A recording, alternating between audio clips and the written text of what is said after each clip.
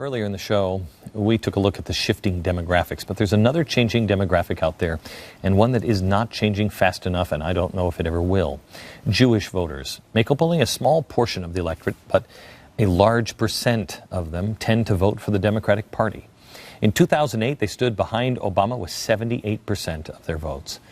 But after refusing to visit Israel during his presidency and landing everywhere else, and even suggesting that they return to their pre-1967 borders, Obama saw his Jewish support slip this election to a paltry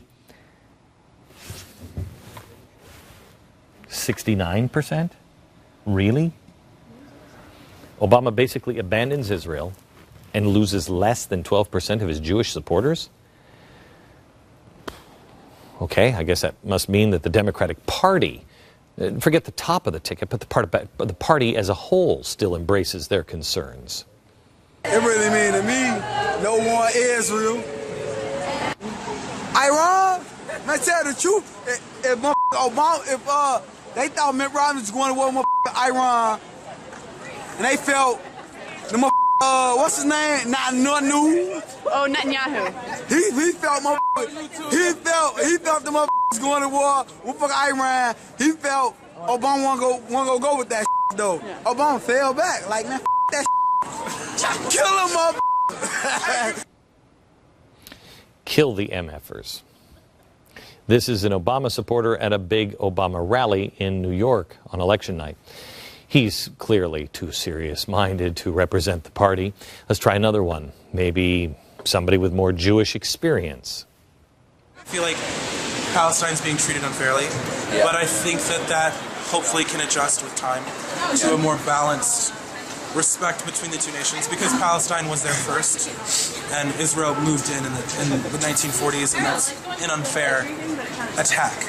Do you agree with that? Yeah, even speaking as a person who was raised by Jewish parents and kind of still has some Jewish heritage in myself, like, I still think that Israel is being really, they're not in the right in any way, shape, or form. Okay. Third time's a charm. Should we try somebody else? Somebody has to understand the serious tension between Israel and Iran.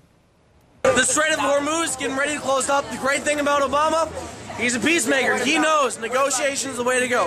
He needs to get Israel and he needs to get Iran down to the table and say, Iran, what do you need? How can we compromise? Don't close off the freaking Strait of Hormuz, because then Iran's going to blow you out of the water. And not Iran, sorry. Israel's going to blow you out of the water, and he's got to get Israel there and Iran there, and he's just going to talk, man. He's going to be that angel of peace between them. Angel of peace. Angel of appeasement. Neville Chamberlain, maybe? You think any of these guys know who Neville Chamberlain is? Israel agrees with me, by the way. They are deeply concerned about the status of our alliance. The number of Israeli Jews supporting Obama is 1 in 4. But if we saw just now the new face of the Democratic Party, I'm sorry, Israel, but I have to keep saying it, you're on your own. We are putting too many people through our universities, and this is what they're being taught in the universities. You're on your own, and quite frankly, so are many Americans, about half of us. But Israel has been here before, and we can and we have to learn from the example of the Jewish people throughout history. You've heard me say that we have to think like a German Jew circa 1938, but it didn't start there. Throughout history, the people of Israel have been forced to retreat and regroup before they could retake their land. Pulitzer Prize-winning columnist Charles Krauthammer has written, quote, Israel is the very embodiment of Jewish continuity. It is the only nation on earth that inhabits the same land, bears the same name, speaks the same language, and worships the same God that it did 3,000 years ago. But it was not easy. For about 2,500 of those 3,000 years, somebody else ruled over Israel. It took patience, perseverance, and faith to establish and maintain that Jewish continuity.